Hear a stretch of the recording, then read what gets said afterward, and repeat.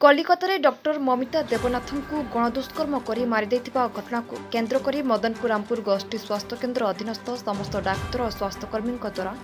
Doctor Mamita Devanathan अमर आत्मार सद्गति तथा न्याय दाबी अंचल बुद्धिजीवी वकिल सांबादिक महिला पुरुष मानक नहीं एक कैंडल शोभायात्रा अनुष्ठित होती। यह शोभायात्रा मदनपुर रामपुर 4 छक ठारू बाहरी स्वास्थ्य केन्द्र पर्यंत होता। सेठारे 2 मिनिट नीरव प्रार्थना करा डाक्तर मानक दाबी मुताबक डॉक्टर ममिता को न्याय प्रदान करा कलिकता प्रतिवाद करथिबा डाक्तर मानक गुंडा लगाई भंडर करथिबा दोषी मानक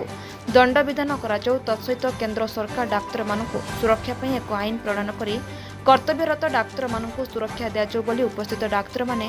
दाबी करथिले। पश्चिम वेस्ट बेंगल रे ममिता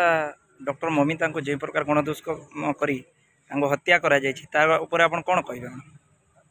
जहाँ सब किसी सहित सेटा बहुत शर्मनाक जिनसटा सेटा आम जी भी डॉक्टर्स लेडी हो कि माँ मैंने हो आजिकल किसी जहाँ सहित इवेन देखिए छोट छुआ मान सहित भी सेटा हेबा बहुत सुनिश्चित माने हो जाऊँगी जोटा कि बहुत लाजर कथा जोटा हेबा दरकार नहीं। सी तो गोटे डॉक्टर आदि सी जन को रक्षा करने जगार माने जो पेसेंट को बंचेवा जगह सहित जब सेमती हम सेटा तो भूल धारणा पूरा है। मुझे चाहूँगी गोटे माने जी भी आमर अच्छा लेडीज माने कि माँ मैंने जी अच्छा समस्त जहाँ गोटे न्याय होगा दरकार तो पूरा माने न्याय होगाटा जरूरी। आपण गोटे डॉक्टर आज डॉक्टर महिला डॉक्टर को जो प्रकार व्यवस्था रे माने मृत्यु देला बोली दिया जाइछि तार ऊपर आपण कोन कहिबे? देखो 9 अगस्ट जो वनरेबल इनसीडेंट है डॉक्टर ममिता सहित से को अन्य जगह नथिले से निज वर्क प्लेस रे थाई कि सहित जदि ये हत्याकांड हो पारुछि देन आम जदि आम वर्क प्लेस रे सेफ ना हो देन वेयर शुड वी आम को जस्टिस दरकार समस्त we need protection we need safety that's candle शोभा यात्रा करछंती तार ऊपर आपण कोन कहिबे?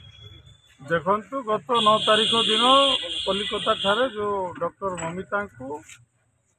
दुष्कर्म करी हत्या करा जायछि तार प्रतिवाद रे आज आम मदनपुर रामपुर एक कैंडल शोभा यात्रा करी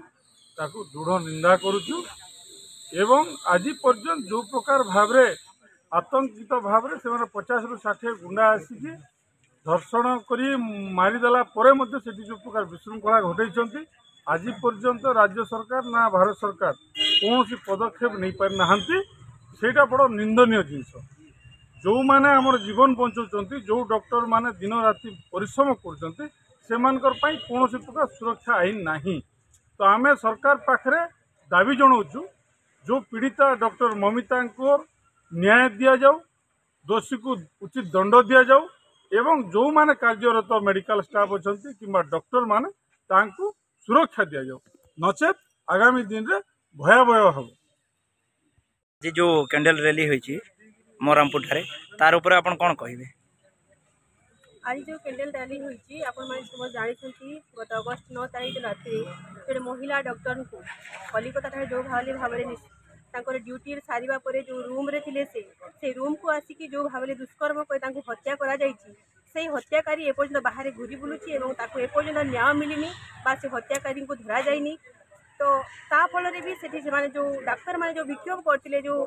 रैली करथिले बा जो अनशन करथिले सेठी भी विभिन्न प्रकार गुंडा आसिक से जो प्रकार अत्याचार करछंती सो सेमानकु आमे चाहूछु ए रामपुरवासी अंचलवासी आम विभिन्न प्रकार जनसाधारण विभिन्न प्रकार समाजसेवी विभिन्न प्रकार सामाजिक कर्मी मिसिकी जो रैली करूँ आम जस्टिस चाहूँ से महिला कर्मी को से महिला डॉक्टर को न्याय मिलू एवं ता परिवार को न्याय मिलू एवं जो डॉक्टर कर्मचारी माने काम करछंती विभिन्न स्थान रे बा विभिन्न सरकारी हॉस्पिटल से न्याय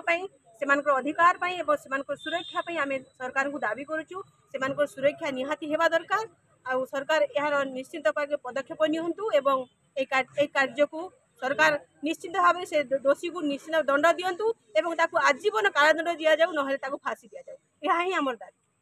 सर आज जो आप रैली करछंती आपण ता ऊपर कोन कहिबे? देखंतु गत अगस्त 9 तारीख दिन आरजीकर हॉस्पिटल जो कलकत्ता रे अवस्थित सेठी जड़े डॉक्टर से जो से जो कार्य थिबा अवस्था से कार्य करुवा समय तांकु जो जघन्य दुष्कर्म करिसेंती एवं गण धर्षण करिसेंती तार उपरे तार प्रतिवाद रे एवं आज पर्यंत सेही अपराधी को ठाब करा जाय नहीं सेही अपराधी को किभली तुरंत ठाब करा जिवो एवं से सरकार तुरंत किभली ताकू ठाब करी जेल दंड रे दंडित करिवो एवं आगामी दिन रे जो डॉक्टर पीढ़ी अच्छी डॉक्टर मानकर सुरक्षा पाई सरकार किभली सुदृढ़ पदक्षेप नेब से आज आम मोरामपुर ठारे जनसाधारण समस्ते मिसी एक कैंडल शोभा यात्रा करूँ डॉक्टर ममता को जो टाइप रो जघन्य हत्या करा जाइछि दुष्कर्म पर हत्या करा जाइछि ताकू आमे दृढ़ निंदा करूँ। मदनपुर रामपुर ब्लॉक गोकुल साहू रिपोर्ट निर्मल।